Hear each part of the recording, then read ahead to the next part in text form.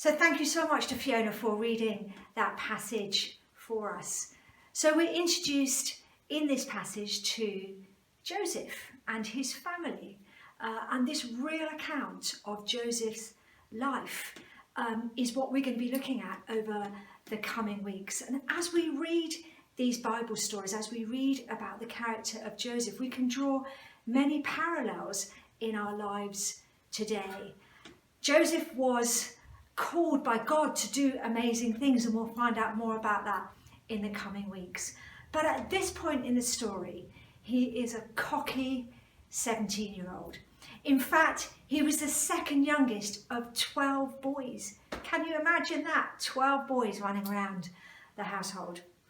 In fact, he was his daddy's favourite, and so much so that his father Jacob bought him a beautiful ornate robe to show him how much he loved him.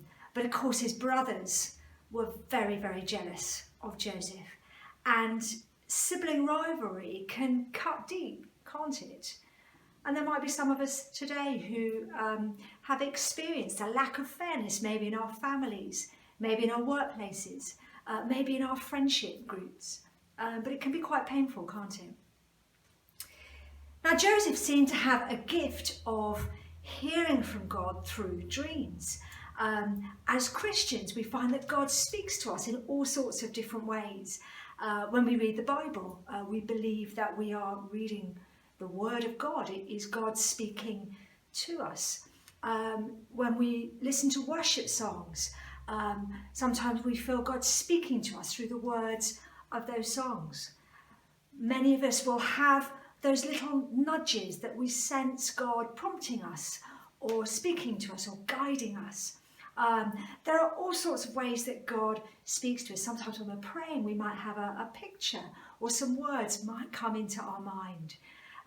For Joseph, God had the gift of him speaking to him through dreams. And in fact, my brother-in-law, Steve, he became a Christian through a dream. So there may be people who are watching this today, and it may be that God speaks to you through dreams or in other ways indeed.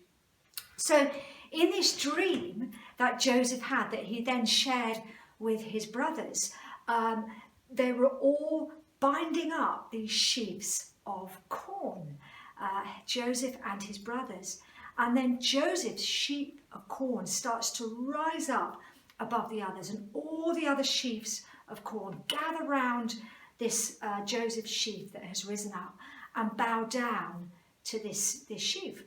And so it seems that in this dream, God was telling Joseph that one day his brothers would actually gather round Joseph and bow down to him. And indeed, in the story, this is eventually what does happen. But of course, his brothers were not very thrilled to hear this dream and were really angry. And we're going to watch a film clip which then shows us what then happened.